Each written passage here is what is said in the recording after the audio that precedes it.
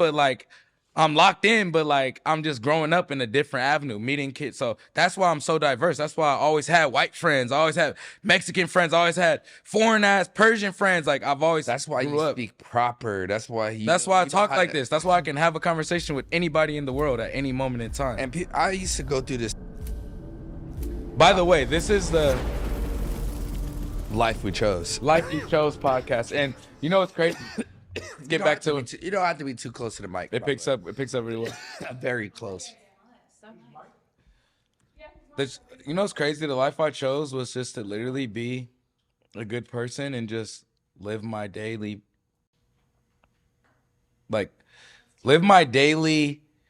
schedule on just happiness, bro. That's really the life I chose. That's why when I literally got my haircut, you told me to pull up. I told before the haircut, it was like probably like 8 o'clock in the morning. I never seen nobody at the barbershop at 9 o'clock, 8 o'clock in the morning. You don't see that as cheers. I'm getting ready, bro. We're getting ready for fatherhood.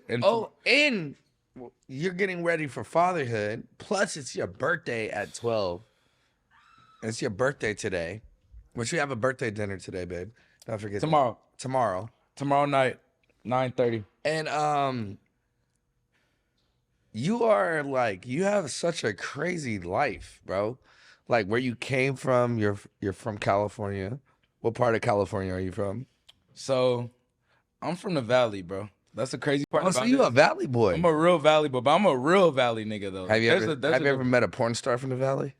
That's a porn capital. You know what's crazy? When I was in high school, we used to literally see like everyone's favorite porn stars in the grocery store and shit. We would literally be like, what the fuck? That's because we lived in the San Fernando Valley. You know how I know about that? Because of Frank Ocean.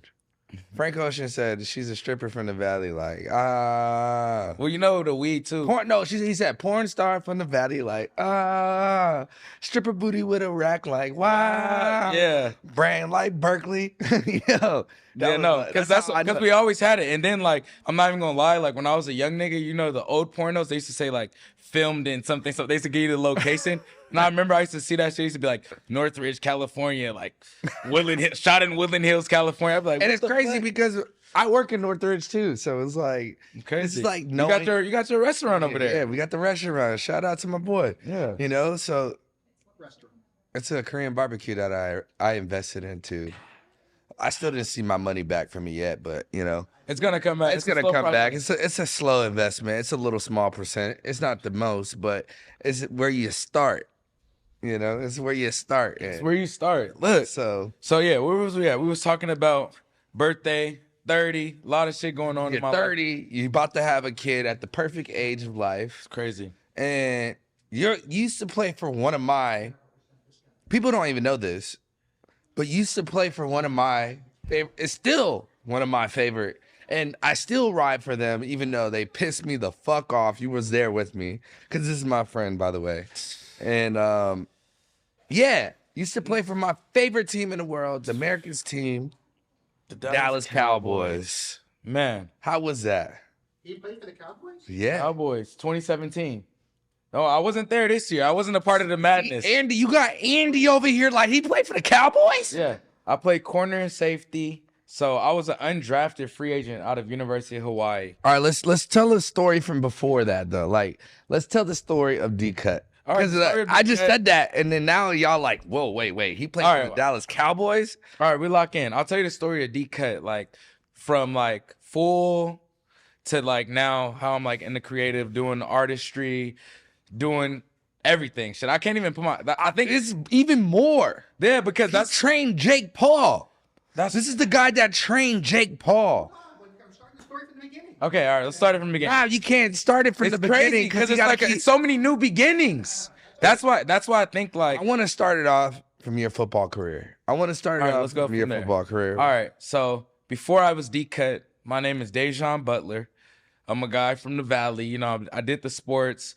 My dad is a real OG from South Central. Went to Crenshaw High School. Real gangbanger. Real OG. Real OG Crip nigga. You know what I mean? How was it living like that, man? So it was crazy because like. You got multiple different types of gangbangers. Like I learned this as a kid. You got the successful gangbangers, you got the money getters, You got the niggas that never leave the hood. And you got the ones that go to jail for You got the ones that go to jail. You get it's a variety. My dad was one of those rich rollers, one of those real OGs. So when he started getting money, he was like, "Fuck that! I'm taking my family to the valley. Like I could come to the hood every day, but my kids, they're going to private schools. These niggas going to the best schools, playing football, doing sports, all that. So that's kind of how like that big wave of like." LA, it used to be all public schools. Then all of a sudden, like all the niggas start going to all the private schools because like that's where you go, how you create a pro athlete. Like why you think all these kids is at Sierra Canyon now and all that shit. Like Drake rapping about Sierra Curve parking lot. Like you got Drake rapping about private schools in LA. Like that's crazy. Because that's where the legends are brought. That's where you the know? legends And are that's brought. why you're a legend in the places you are. And God put you in these places to see all these beautiful things. This is the life That's that crazy. you chose to be in. It was crazy, bro. And like it's crazy because like being a valley nigga out of all my like family and shit growing up, like I really got picked on. Like my cousin's like, you the valley nigga, like you the soft nigga, like you go to school with all white boys and shit. You know what I mean? Like that was a real thing growing up. I dealt with that. And I dealt with that with my cousins, and they real niggas and real hood niggas. So it's like I'm tied in, but like I'm locked in, but like I'm just growing up in a different avenue, meeting kids. So that's why I'm so diverse. That's why I always had white friends. I always had Mexican friends. I always had foreign ass Persian friends. Like I've always That's why you speak proper. That's why I talk like this. That's why I can have a conversation with anybody in the world at any moment in time. And I used to go through the same thing because I'm from the trenches and the projects of Florida. You already know how Florida is. So like being from Florida and growing up in the hood, having the same thing that you dealt with. My mom was a single mom though. Like my dad wasn't really in my life, but I had a mom that was, which had She had that mind. My grandma lived across the street. We had uncles, we had aunts, we had everybody. Like we had support from the family that put us in a position to like know, like, yo, you never gonna fail, no matter what. We always gonna pick you up. Anytime you failed, we're gonna pick you right back up. We're gonna be there. That's the thing about being a family. That's what we have. And a lot of people have that in life too that we don't even know about. There's so many different souls and spirits around the world that have that same energy. But I'm gonna let you keep continuing talking. No, because bro, that's how we connected organically. Like, but we have those same traits. We all come from like a support system. We're gonna tell about how we connected after he tell you. All right, so boom. So grew up in the valley. Basically, told you how that kind of all connected to the sports, and then I just really locked in, bro. Like I was the youngest of 5. My brothers, them niggas was like good at football, but they weren't me. I'm the youngest. Like I really was like watching them since I was a kid. Like I can't wait to get on the field. So by the time I got to like high school, I was already like junior Olympic. I ran track junior Olympic when I was a kid. Like I did all this shit. I was already like a all-star athlete. So then it was like high school came. Then my dad got locked up my junior year. And that's when it was like, all right, I gotta lock in. Nigga, like stop doing all the extra shit. Like we had a bunch of waves out here in LA. Like we had the jerking movement. Niggas was skateboarding. Niggas was doing all types of fun shit. But like when it came to like that time, your it was life like situation, like your life, you felt like everything just caved down. Like you felt like it was like what, like, and especially being a kid, you don't really realize what's going on. We're so vulnerable to all situations. Being in that mind state of like from middle school, or we really don't start understanding our lives from the age of like 8, 9, 10. And that's when we started. Oh, we hate you, mom. Literally, bro. We hate you. Like I'm like, still don't know what you're talking about. Don't know what the fuck you're talking about. We don't even know what we're talking about. We don't even know what we hate. Like we don't even know what you're like. Trust me, that's a whole nother conversation. You know, but like you dealt with that whole life. Like, what did you like? What did you go through as a kid of understanding what you've been through and what you've seen and the things that was percepted in your eyes so young? Yeah, I think that's kind of just like created that drive for me. Like, I don't know if you ever heard kids say this, but like when they was in high school, like niggas used to be like D1 or die. Like, I gotta go D1. Like that was the biggest thing when everybody was like in high school, like I gotta go D1. I gotta go D1. And it's different for me because I only went to like ninth. And you was like the first 10th, like the first semester of 10th grade. And you was like, I got kicked out. I want to be a superstar. I was doing degenerate shit. I was selling drugs, you know, I was stealing cars. See, LA, I got was kicked like out of you my could house. Do all that shit, but your mom was gonna be on your case. Like, or your parents are like, could not go to school out here in California. Y'all big on truancy out here. Super huge on truancy. Nah, they don't play out here. Like you go to school, but you still doing your track. Cause that's like how they opened up putting niggas right into juvie and shit. Like, oh, you want to fuck up in high school already? Oh, we're gonna put you in this correctional school. That's why a lot of niggas is like were dealt the bad path. Dealt the bad path. Niggas was bad as fucking school, and then they ended up in this charter school, and it was like you never had a chance to really like recover from something you did. And you know, these people in charter school, they're just getting paid to go to school, like fake teach these fucking kids, not Fake really teachers, nigga. Someone's dad is a teacher. Like, but there's some real teachers out there that really cared though, that really like seen the potential in other people, which these are young souls, you know. So it's like we don't really get to see that position. To like, you have a kid coming right now. You have congratulations. I will be there for every. I already been there. I was the first person to know. Come on. So it was like cool to know that as my friend and my brother too.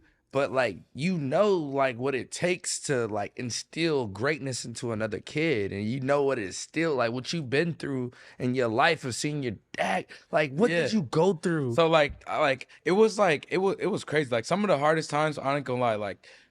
Because I didn't go D1 out of high school. I had to go to JUCO. So that was like a whole nother test within itself. So now I'm driving to JUCO where the real niggas is at, where everybody wants to. What are you going through in life situations? I think it was more so like your dad just got locked up. Like you didn't get the D1 scholarship. Like it was so easy for me to be like, oh no, I don't have to go to the NFL. Like, nigga, I didn't make it to D1. I didn't go but I just always had that like extra like. I think like I really like before, like this is crazy to say because it's so big now, like manifestation, but like bro, I'm not kidding to you, like I was that kid that literally wished for the same thing on every birthday, bro. Like when I was book next to you, right next to you. When I was a kid, bro, The Magic of Manifesting collection. I'll let you see that later. Yeah, let me take that. Let me borrow that. That might be my collection.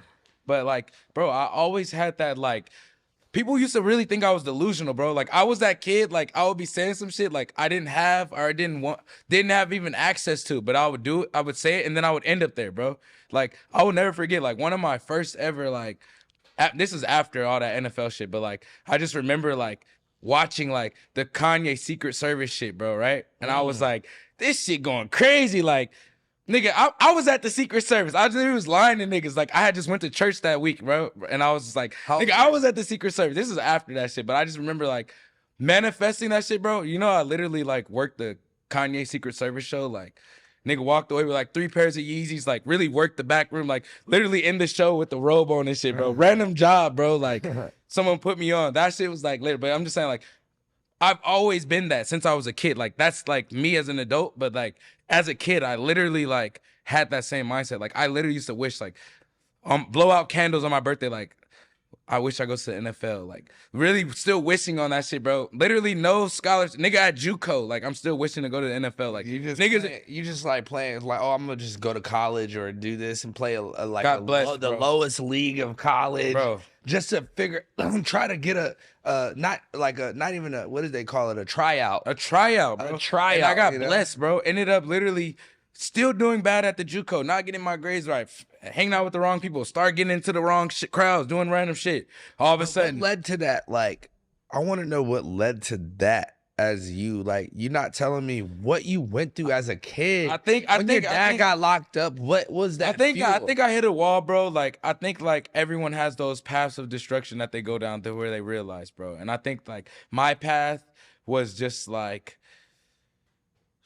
I would have to say just like there was a little delusion. There was a little delusion within like the manifestation. And that's like where like I think like I hit that wall. Like, nigga, I really started getting tickets, really started having to go to court, really started having to get random little problems. I read this in a book. I read this in this book that I'm reading right now, and it's saying that like it's a difference from daydreaming and imagination. Like, you can daydream all day and not like really like we can daydream all day. Like, I can daydream that my day gonna be like this, my life is gonna be like this. I can daydream that I'm about to be in this fucking $40 million mansion down the street in Bel Air, like pulling up in my Rolls Royce and everything. But are you really stepping forward and trying and giving your emotions to that dream and into that imagination and to working that you can make that happen for real within our own souls and our own person. So it's like it comes a lot of just loving yourself, and it comes a lot of just being your own person and actually believing in what you have and giving the love to the next person. And then it's just so much. But I'm sorry. Yeah, bro. No, you're right. You're hitting it on the head, because that's literally like what it was. It was like, okay, all this shit is piling up, but you're saying you're wishing to go to the NFL and you're good. You're actually good athlete and everyone knows you, but all your friends are playing on TV right now.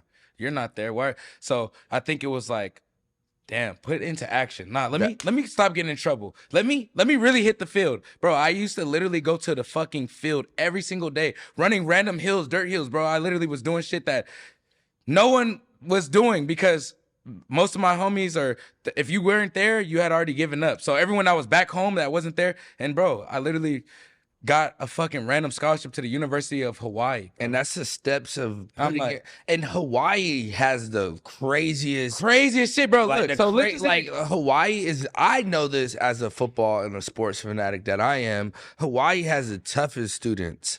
They have the hardest working dedication students. They have the most positive, loving, family orientated. Bro, it was a family, bro. You got to think, you're on the island. There's no, when you go to USC, you have the Lakers down the street. When you go to anywhere in the world, you have a pro team. Hawaii doesn't have a pro football team. Hawaii doesn't have a pro basketball team. Everywhere. They don't, nigga, our fans are, you got random people walking down Waikiki Beach like, oh, Dejuan Butler, oh, bro, ball out this way. Like, Hawaiians fucking love, like, it's love, it's aloha, live aloha, bro. Like, that's part of my journey. Like, a lot of people don't know that. And by the way, we're kick streaming right now. We're on Rumble, we're on Twitch, we're on TikTok. It's NG Tide Network, the brand, and everything. So like, let people know you can always give your shout out whenever you get a chance. Shout out NG Tide. You know how we come in. Podcast is just kicking off. It's about to be probably the best fucking podcast series that you've ever fucking seen, because it's real organic love. I need that clip. We're talking about real organic love, family, love, success, manifestation, and just making shit happen. And y'all know me. This ain't my first rodeo. If you ever see me on a podcast, you probably see me on a podcast. If you haven't, I used to watch with my me. Better. Come on, I used to be on Better. Kicked off the sports betting. Now sports betting's fucking worldwide. It's like I've been part of so much historic kickoffs, bro. It's like I don't even know how. All right, I don't want to get off the topic. Okay, let's start on the topic. Let's go. I don't want to get off the topic. Let's go back to Hawaii and that feeling of like, yo, like this is a town that like it's not easy there. Hey, bro, it was it's not really easy. not easy. And this it's is the really thing not. It's so beautiful, but it's not easy because you're not a local. You're not from there. Like these are Samoans and Malis and like all types. Hawaiians, Tongans, Filipinos. Our recruiting. They recruit from islands, bro. I have real brothers right now on Samoa. Like I can go all around the world, bro. I got real Tongan brother. Like you know what I mean. Like, and this was just like crazy because it was like. It was therapy, bro. Like all the shit I realized in my life that I went through, like I needed to go to the University of Hawaii. I needed to be stuck on an island. They call it island fever when you go to University of Hawaii. Luckily, I only went there for 2 years because I went to JUCO and transferred 2 years, 2 and out, declared for the draft. But when I was there, bro, it was like people get island fever because I didn't even know you had to go through all that, bro. Like I'm an artist. Like I could have been in football. I could have been in track. I could have been in football, like basketball, soccer, whatever I wanted in life. Talented. You're a skateboarder, pro skater. I could have been. You're a young black king, bro. You put your mind to it. All of a sudden it happens. Knowing that you have to go through all these steps of like obstacles, building yourself as a human to get to these steps, and it was just amazing to see you like have this testimonial and this story, bro. Thank you, bro. I think it's just like really just like looking at obstacles within your life and being like, fuck the full obstacle course. Let me just get through the monkey bars first. All right, I did the monkey bars. Let me get through the fucking tire holes first.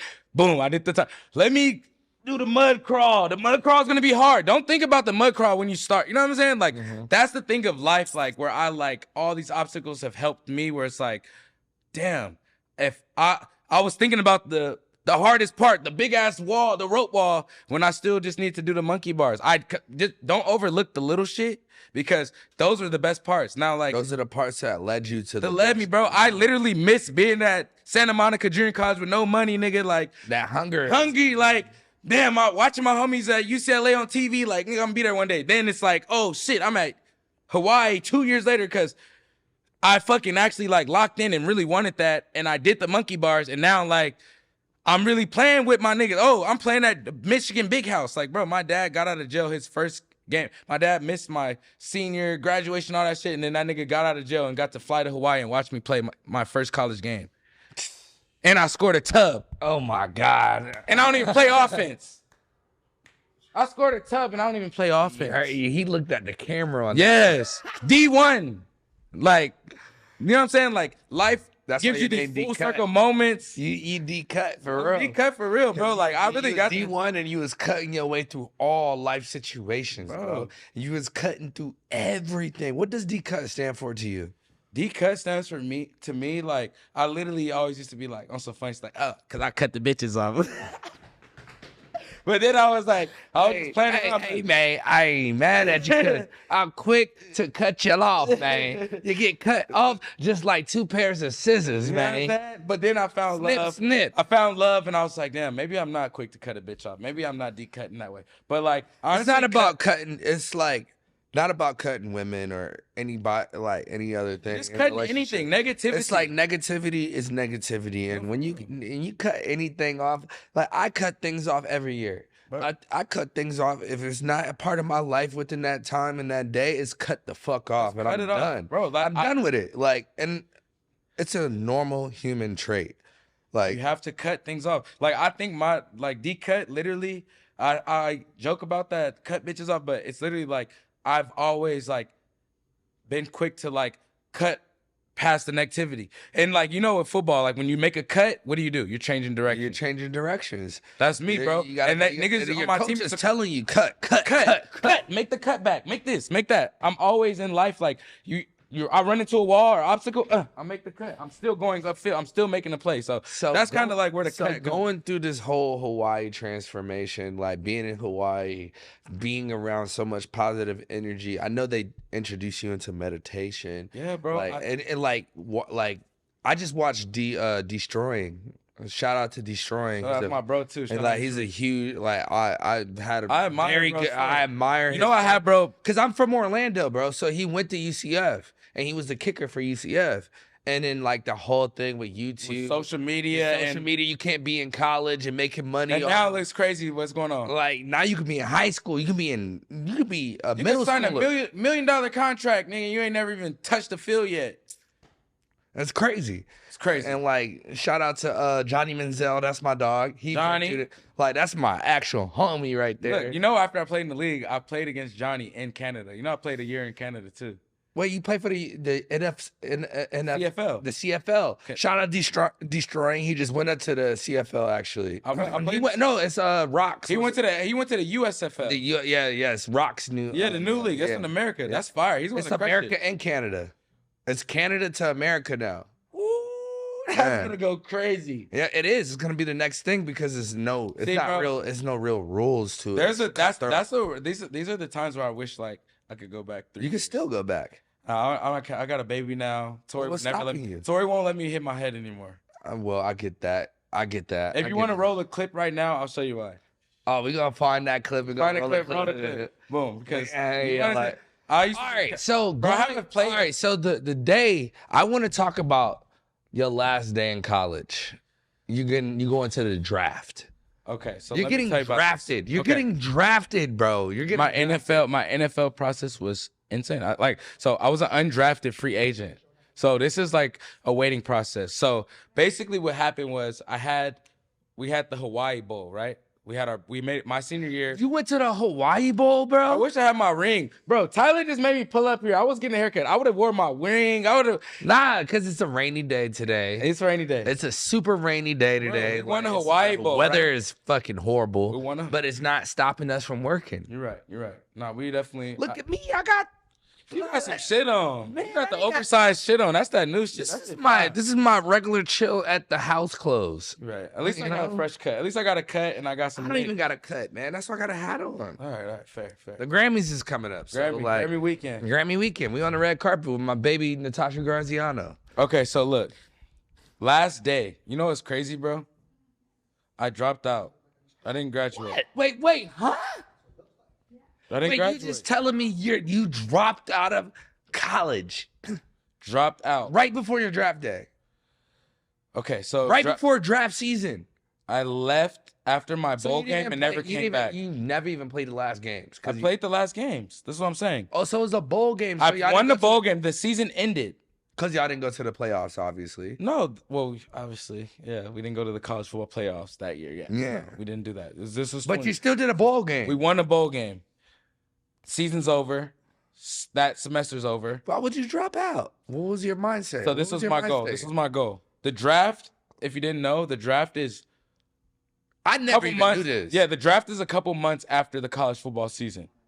So you have a couple months to train for the draft.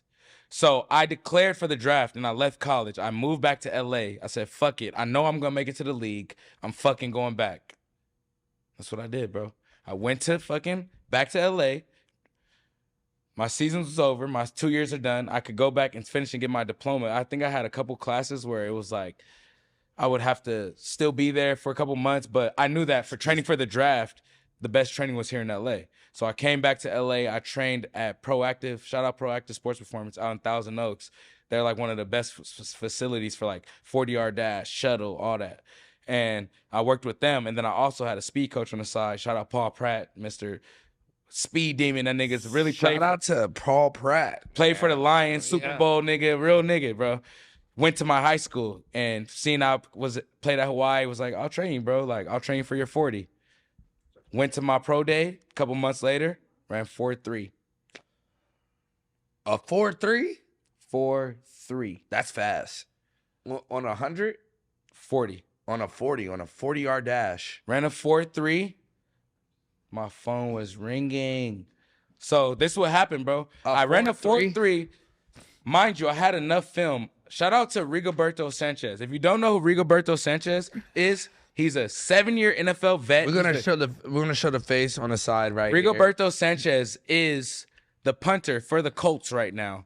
He was our kicker at Hawaii. You heard that, TT? He's a kicker for the Colts. People don't give him enough respect and What's flowers. his name again? Say it again. Rigoberto Sanchez. I want to make sure people see who this person is right here in this middle He's a piece. legend, bro. He's the reason I made it to the NFL. He was the kicker at Hawaii. I, at Hawaii, had more special You was a team- kicker? I was a special teams captain. Bro, I was wait, running wait, down wait, on wait, wait. kickoffs. I was not even. I played corner and safety, but my You biggest kicked the ball plays- sometimes? No, You played protecting the kicker. I ran down. You know when the kicker kicks it off? Yeah, you I ran down, but when I ran down, I was a heat-seeking missile. Like, so you end up at the end. no, I'm running down, smacking niggas. Like, I'm running down. Yes, I'm running down and like killing somebody. 10 minutes. I'm running down, killing people. Rigoberto Sanchez, that year, he missed one field goal. He had literally the best like percentage. He kicked a 63-yard field goal against Michigan when we played Michigan. He was one of the highest recruited kickers. Pro day for Hawaii's pro day, he brought out 30 teams. You know how many teams are in the NFL? How many? 32. He brought out basically the whole NFL. Wait. I ran a 4.3 in front of 30 teams. Thank you, Rigo. He brought out 30 teams to our pro day because he was the highest recruited kicker. I ran a 4.3 pro day. Everything happened. How was that feeling when you ran that 4.3? Bro, what? I was like, All right, man. I didn't even bench. All right. I knew that I knew that I wasn't strong enough to bench. I didn't even bench. I was like, I'm done. We got to the 4.3 and then draft. What was So the this is how day? the draft worked out. Draft When goes you in. got draft day, what was it? Were you a part Bro, of the draft day? I Like, where was because it? I wasn't there on draft day. I didn't get picked up, bro. I didn't get picked up on draft day. Oh, so you was after draft day. I feel that. Were I you there now? drafted free agent. I'm talking I know about, that's a lot of emotions talking going on. about I'm sitting at the house at the crib, nigga. You just in phone calls after phone calls. You on the man. You got people over here talking. I had an amazing agent at the time, and it just worked out. Ended up signing with the Saints, bro.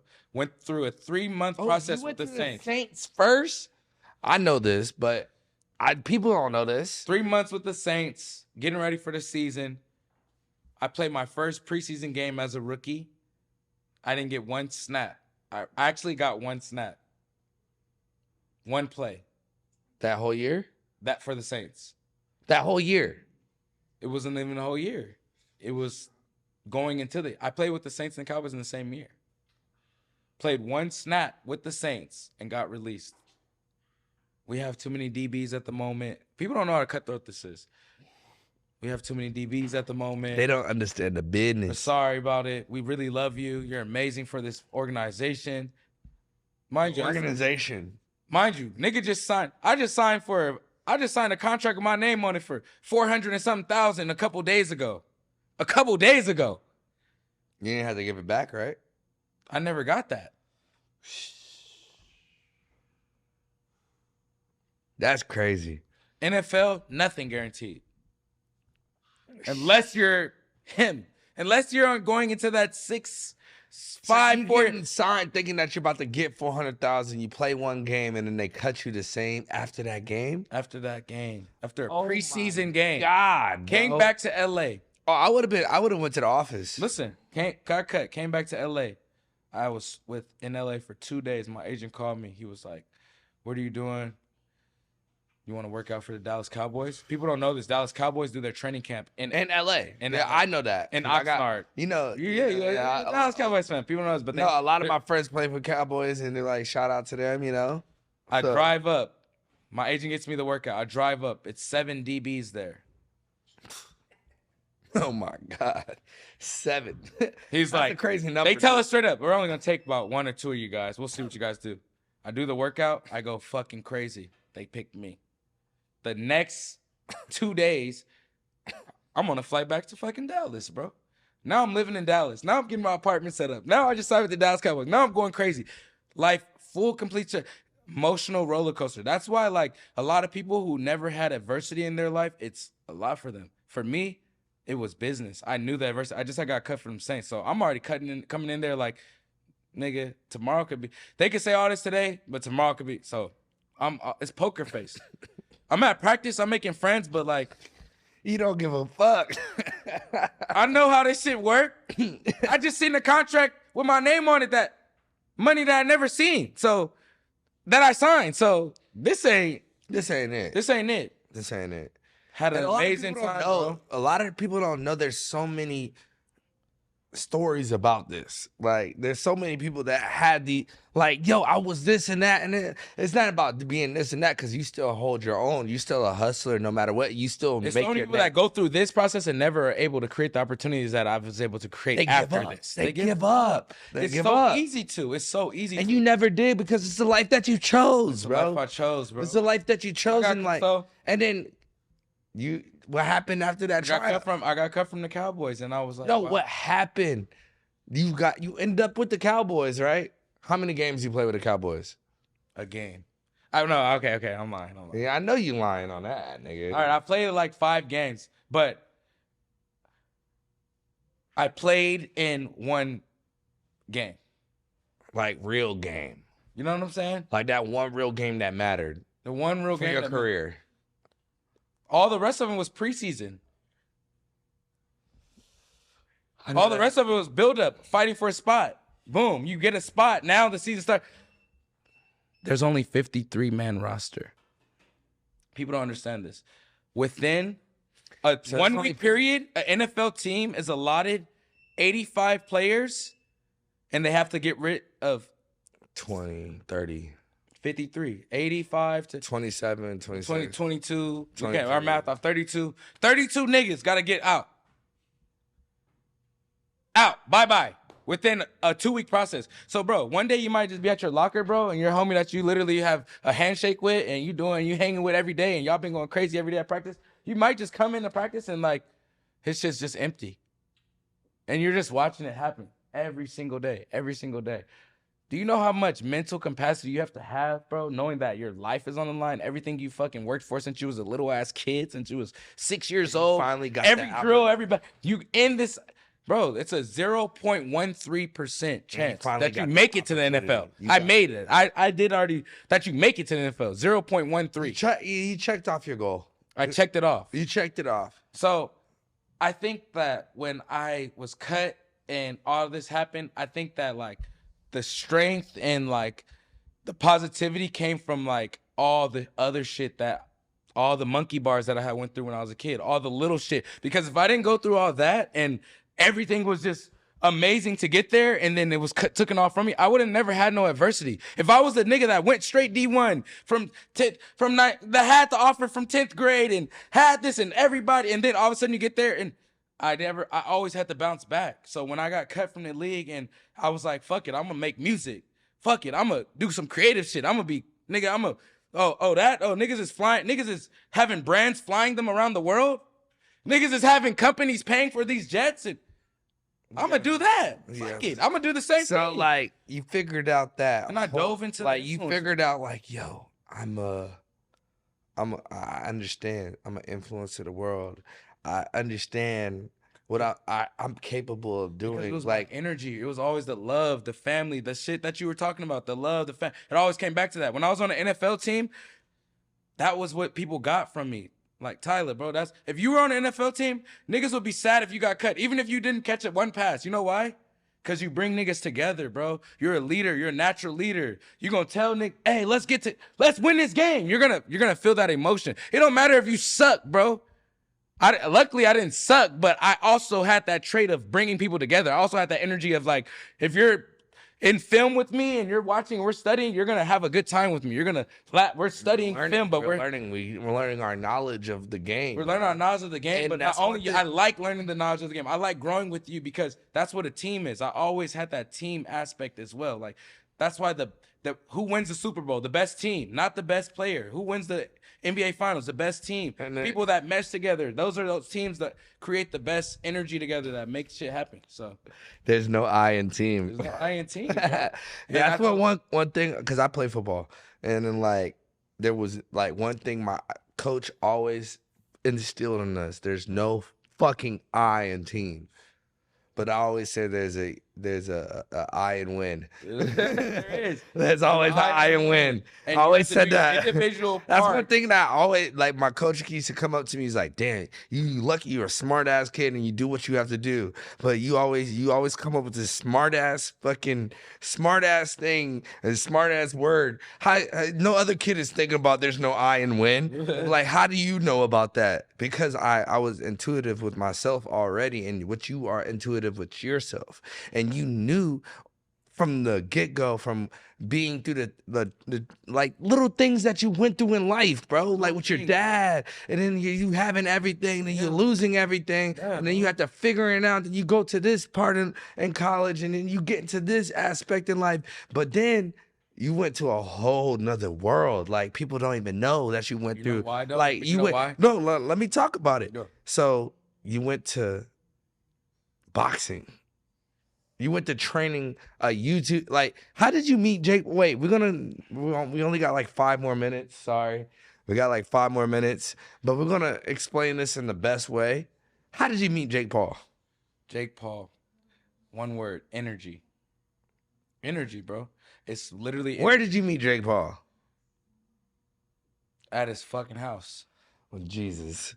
And then fast forward, I'm living in his fucking house. Fast forward, I'm traveling around the world because we're best friends, and that's my brother. It's like YouTube. This is before boxing. This is before boxing. And then pandemic hits. He really locked in. He locked in. So basically, long story short, the boxing scene started where it was Jake. He loved it. He was doing his thing, and the Nate Robinson thing came out of nowhere. Before the Nate Robinson, he was already boxing. He was already boxing. He was doing YouTube boxing. He was doing YouTube boxing, but I think the Nate Robinson thing, because that's when I came. When I met you, it was pandemic, and then I pull up. Jake hits me up on Instagram, Like, bro, I love your music. Like, pull up. I got a studio at the crib. Like, No, that's like I was because it was like, always about that. Like, and I was like one of those people, like, it's a YouTuber. Like, you know, that times like this music and YouTube mix. In my head, I was like, this makes hella sense. You know, a lot of people in the politic world, they're like, nah, man, YouTubers and music is not supposed to mix together and stuff. I'm like, bro, these are people that got a whole different fan base that we could tap into. You must be stupid if you think like it's not even corny to me, because they have fan bases that love them and they're cool people. So it's about meeting those actual people. And that's what the life I chose, of just like taking the risk and meeting those people and just going about it like, fuck what you think. I'm about to go get this shit and I'm gonna make it happen. Yeah, and organic, then organic energy. First person I meet, I pull up to Jake Paul's house, D-Cut, the man of the house. Like, not even just like, you wasn't just, I'm not gonna say a sister or anything, but you just like one of those people that made sure Jake Paul was on his shit, training, like studio, YouTube, like the chef is in there. Like it's energy. It was just like, I felt like my role with that team was like just kind of being the energy and like the enforcer.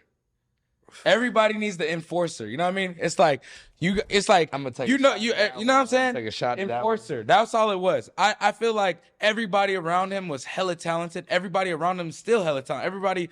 What you mean? He's still hella talented. He got a fight coming up. Coming up again because he's doing his shit. Like everything around that situation just was surrounded around people taking that leap, bro. And I think that's what happened.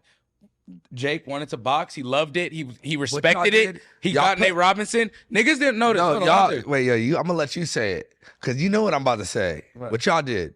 What y'all did in the house?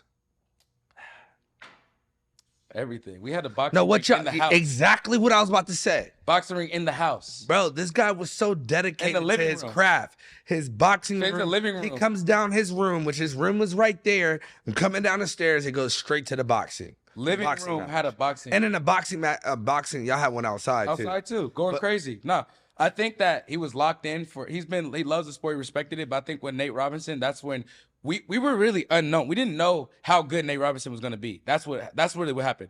And then we went to Vegas. He was a basketball player. We didn't know. We just didn't know. Jake was he was a short basketball player, bro. Come on. We didn't know, bro. I could see that. Like being a basketball player. Jake took it fucking serious, bro. He locked in, and then all of a sudden, he knocked that nigga out, and that shit blew up. And it was literally after that, it was like, time to go. I made $10,000 that night. That fight was amazing. That's historic. People don't know that's history. Like, I'm really a part of history. That was a COVID fight. Snoop Dogg made that. People don't understand what Snoop Dogg brought to that. He commentated that. Oh, Lord, all that shit was like a historic night. Then it was, Jake stole the show for an undercard of Mike Tyson versus fucking Holyfield. No. Not the grill, George Foreman. No. Was it George Foreman? It was somebody. Fucking Mike Tyson versus motherfucking it was somebody. Was this a Triller fight? Yeah. It was. Damn, why can't we think of it? Roy Jones. Roy Jones. There you go. Damn. I ain't gonna lie, that was one of the. That was a historic thing, bro. Like, cause I remember watching Roy Jones in a fight. Sorry.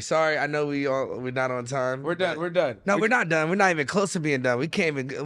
They're gonna edit that out. Like, but what we're saying is just like, I was there, and like during the pandemic, like meeting you guys, and like it was such a good vibe, because like Jake was wanting to make music at that time too. Yes. People don't know me and Jake Paul have music together. People don't know me and Jake Paul have music together. Yeah, like bangers. And like we wanted to shoot the video, and I'm trying to like, I'm gonna be honest, politics is a thing in the game.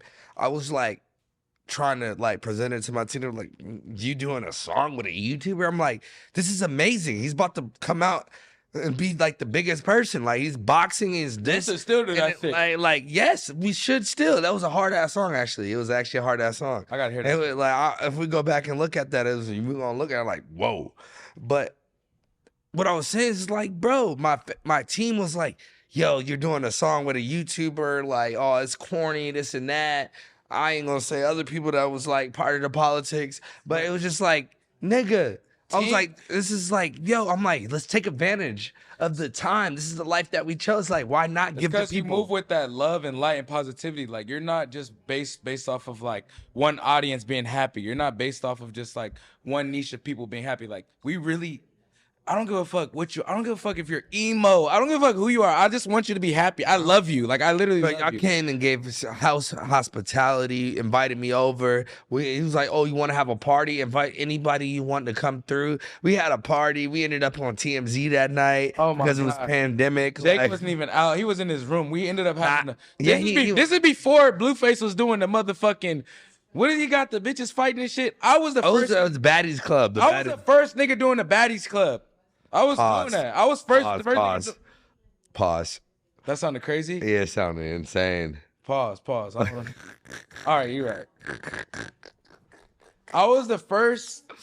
Oh no! But we were having rapper doing. We were having female fights, boxing, It was both. It was both. topless boxing matches. I was doing all that a long time ago. I was doing that a long time ago. You should have. I'm 30 now. You should have. You should have I capitalized should on have that. capitalized. I still got the flips. It was a pandemic too, so you fucked up. I probably wouldn't have my baby and my girl. You would have had your baby.